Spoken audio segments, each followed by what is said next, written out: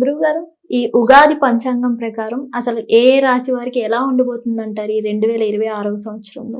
సంతోషం తల్లి. సంవత్సర ఫలితాలు తెలుసుకోవాలి కదా. హ్మ్. శ్రీ గురుభ్యో నమః. శ్రీ మహాగణాధిపతయే నమః. మనకు ఉగాది నుంచి 9 రాశులకు గనుక మనం 12 రాశులకు గనుక మనం చూసుకున్నట్టయితే 12 రాశులలో మొట్టమొదటి మేషరాశి కదా. ఈ మేషరాశి వారికి ఈ సంవత్సరము 11 ఆదాయము, 5 ఖర్చు, 6 రూపాయలు మిగులుతున్నాయి. 2 పూజ్యము, 4 అవమానము. 2 మంచోడని మెచ్చుకుంటే 4 తిట్టిపోతారు. 11 ఆదాయము, 5 ఖర్చుంది. అయితే ఈ రాశి వారికి 12వ ఇంట శని నడుస్తూ ఉంది.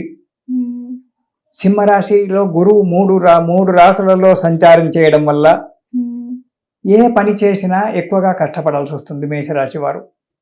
ఆదాయం మంచిగా ఉంటుంది, ఆదాయంకి లోటు లేదు. ఆదాయం మాత్రం గురుగ్రహము 3 రాశులలో ఏ రాశిలో ప్రవేశించి తిరిగినప్పటికైనా ఆదాయం మంచిగానే ఉంటుంది.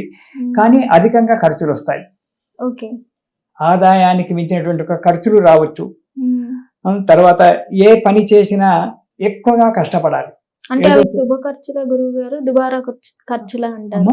శుభ ఖర్చులు అంటారా, దుబారా ఖర్చులు? దుబారా ఖర్చులు. దుబారా ఖర్చులు. శుభ ఖర్చులు చెప్పంగా, శుభ ఖర్చులు చెప్పడం లేదు. అది దుబారా ఖర్చులు. అధికమైన ఖర్చులు రావడం, అనవసరమైన వస్తువులు కొనుక్కోవడం. అది ఇంట్లో ఒక వస్తువు ఉంది, ఇంట్లో ఒక కెమెరా ఉంది, మళ్ళీ ఇంకో కెమెరా కొనుక్కొస్తానంటే అది అనవసరమైన ఖర్చే కదా. ఇలాంటి అన్ని ఆలోచనలు రావడం, ప్రతి పనిలో ఆటంకాలు ఏర్పడము. ఏ పని చేద్దామన్నా, ముందుకెళ్దామన్నా ఏదో రకమైన ఆటంకాలతో, అన్ని స్పీడ్ బ్రేకర్లతోటే ఈ సంవత్సరం మొత్తం జీవితం గడవడం అనేటువంటిది ఉంటుంది.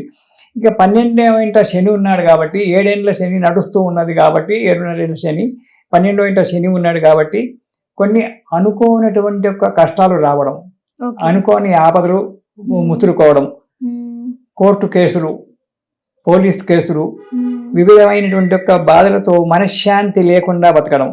అయితే దీనికి గురువు, భాగ్యాధిపతి గురువు మే నెల 22వ నుంచి 26వ తారీఖు నుంచి ఉచ్చ స్థానంలోకి వస్తున్నాడు. మేషరాశికి 9వ స్థానం భాగ్యస్థానం అంటారు ధనస్సు. ఆ భాగ్యస్థానాధిపతి అనే ఒక గురువు ఉచ్చ స్థానానికి మే 25వ తారీఖు నుంచి వస్తున్నాడు కాబట్టి 26వ తారీఖు నుంచి జీవితంలో కొంచెం స్థిరత్వం అనేటువంటిది ఏర్పడడానికి స్థిరము ఉంటుంది. ఆయన 4వ ఇంట గురువు కాబట్టి పెద్దగా సుఖ పెట్టేది ఏంటంటే ఏం లేదు, కానీ కొంతవరకు పర్వాలేదు. అయితే వ్యయస్థానంలో 12వ ఇంట శని ఉండడం వల్ల ప్రతి పనికి ఆటంకాలు ఏర్పడము, మనశ్శాంతి లేకుండా ఉండడము, అధికమైనటువంటి యొక్క ఖర్చులు రావడము, అధిక ప్రయాణాలు చేయడము, శరీరం అనారోగ్యాలు ఏర్పడము, ఇలాంటి జరగడానికి ఆస్కారం ఉంటుంది జనాలకు, మేషరాశి వారికి. ఇక ఉద్యోగ ప్రయత్నం చేసేటువంటి వారికి ఉద్యోగాలు దొరకకపోవడం, తీరా అంత అయిపోయింది, ఇవి రేపైతే అపాయింట్మెంట్ ఆర్డర్ వస్తుంది అని చెప్పి అనుకున్న సమయానికి రిజెక్ట్ కావడం, ఇంకోరికి ఇవ్వడము, ఇలాంటి యొక్క ఈతి బాధలు. ఉద్యోగ ప్రయత్నం చేసేవానికి ఉద్యోగం దొరకకపోవడము, ఉద్యోగం చేస్తున్నటువంటి వారికి నాకు ప్రమోషన్ వస్తుంది ఈ సంవత్సరము, నా పేరు లిస్ట్లో ఫస్ట్ పేరు నాదే ఉంది, ప్రమోషన్ వస్తుంది చెప్పి ఆశపడి మనం కూర్చుంటే ఆ లిస్ట్లో మన పేరే లేకుండా పోవడం, ప్రమోషన్ దొరకకపోవడం, ఇలాంటి అధికారుల వల్ల ఒత్తిడి, ఉద్యోగస్తులకు రాజకీయ నాయకుల వల్ల ఒత్తిడి, ఇవన్నీ కూడా జరుగుతుంటాయి. ఇదే కాకుండా మధ్యవర్తిత్వం, మేషరాశి వారు ఎక్కడ మీడియేటర్గా ఉండకూడదు. ఇప్పుడు ఎవరో ఇద్దరు పోట్లాడుతున్నారు, మధ్య వైపు వాళ్ళ తగాదా తెంపుదామని మధ్యకు పోతే వాళ్ళిద్దరు మంచిగా అవుతారు, ఆ బాధ వీడి మీద పడుతుంది. దీనివల్ల ఇతనికి కోర్టు కేసులు, పోలీసు కేసులు ఇవన్నీ కూడా జరిగి లేనిపోని నిందలు పడడము అనేటువంటిది జరుగుతూ ఉంటుంది. కాబట్టి మీడియేటర్గా ఎక్కడ కూడా ప్రవర్తించడానికి వీలు లేదు, పోకూడదు. పోయినా సరే ఆ పక్క వాళ్ళు కొట్లాడుకుంటారు, మనకెందుకులే అని చెప్పి మన పక్కకు తప్పుకొని మన ఇంట్లో మనం ఉండడం చాలా క్షేమకరం ఈ మేషరాశి వారు. ఇక విద్యార్థులకు మాత్రం చాలా బాగా ఉంది. విద్యార్థులకు విద్యలో మంచి లాభం కనబడుతుంటుంది.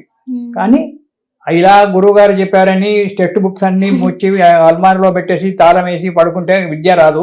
దానికి వీళ్ళు కష్టపడినప్పుడు సరి అయినటువంటి యొక్క పొజిషన్లో జ్ఞాపక శక్తి పెరిగి, గురువు ఉచ్చ స్థానంలో ఉన్నాడు కాబట్టి, భాగ్యాధిపతి ఉచ్చ స్థానంలో ఉన్నాడు కాబట్టి మేషరాశికి వాళ్ళకు బుద్ధి జ్ఞానం పెరిగి దాని యందు శ్రద్ధ వచ్చి జ్ఞాపక శక్తి పెరగడము, మంచి మార్కులతో మంచి ర్యాంకుతో పాస్ కావడం అనేటువంటిది జరుగుతుంది విద్యార్థులకు.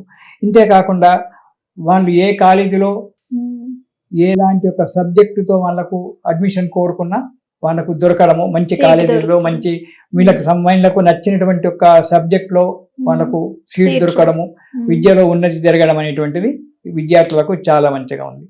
ఇక వృత్తిలో వ్యాపారస్తులు ఉంటారు, వాళ్ళు మాత్రం చాలా జాగ్రత్తగా ఉండాలి. ఎందుకంటే మోసపోయేటువంటి ఒక ఆస్కారం చాలా ఉంది. పార్ట్నర్షిప్ లో కావచ్చు. ఇప్పుడు నేనే నువ్వు పంతులు గారు అని చెప్పి నువ్వు నాకు 1000-1500 రూపాయలు మా ఇచ్చాయంటే పంతులు గారు ఎక్కడ పోతాయని చెప్పి ఇచ్చేసి అవి నేను నీకు ఇవ్వకపోవడం, ఇలా మోసపోవడం, డబ్బు మోసపోవడం. లావాదేవీల విషయంలో అంటే ఇప్పుడు బ్యాంకర్స్ ఉంటారు, అంటే కొన్ని చిట్ ఫండ్లు అవి పెట్టుకుంటుంటారు, వాళ్ళు కూడా లావాదేవీల విషయంలో కూడా సరైన ఒక రాతపూతల చేత జాగ్రత్తగా ఉండాలి. మోసపోయేటువంటి ఒక అవకాశం చాలా ఉంది కాబట్టి ప్రతి విషయంలో జాగ్రత్తగా ఉండాలి. అయితే ఈ రాశి వారికి మాత్రము ఈ సంవత్సరం మంచి ఫలితాలు ఉన్నాయి, కానీ చెడు ఫలితాలు ఎక్కువగా ఉన్నాయి. దాంట్లో మన యొక్క నడవడిక వల్ల కూడా కొంత బాధ ఏర్పడవచ్చు. కాబట్టి జాగ్రత్తగా నడుచుకుంటూ భగవంతుని యొక్క ఆరాధన చేసుకుంటూ మనకు నీకు నచ్చిన భగవంతుడు ఈ భగవంతుని సేవిస్తేనే ఈ ఫలితం జరుగుతుంది అనేటువంటిది ఏం లేదు. నీకు నచ్చిన భగవంతుణ్ణి సేవ చేసుకుంటూ ఆ నామస్మరణ చేసుకుంటూ ఉంటే కొన్ని ఈతి బాధలు అనేటువంటి కొన్ని తప్పిపోతాయి. దీనివల్ల ఈ సంవత్సరంలో వీరంతా కూడా కొంతవరకు మంచి ఫలితాన్ని పొందుకుంటూ మే 26 తారీఖు వరకు మాత్రం కొద్ది ఇబ్బందులు ఉంటాయి. మే 26 తారీఖుతో కొద్ది ఇబ్బందులు తగ్గడము, కానీ 12వ ఇంట శని ఏళ్ళనాటి శని నడుస్తూ ఉండడం వల్ల మాత్రం ఇబ్బందులు ఎక్కువగా ఉంటాయి.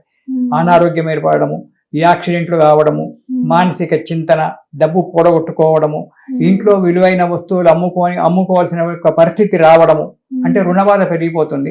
ఆ రుణబాధ తీర్చుకోవాలి అంటే ఇంట్లో మనకు నచ్చిన ఏదో బంగారము, భూమో, పొలము ఏదో మనం దాచిపెట్టుకుని ఉంటాం మన ప్రేమతోటి, పెద్దలు ఇచ్చింది కదా అని. అలాంటి అమ్ముకోవాల్సినటువంటి ఒక పరిస్థితి రావడము ఈ మేషరాశి వారికి జరగడానికి ఆస్కారం ఉంది. కాబట్టి ఖర్చుల విషయంలో, ప్రయాణాల విషయంలో చాలా జాగ్రత్తగా ఉండాలి.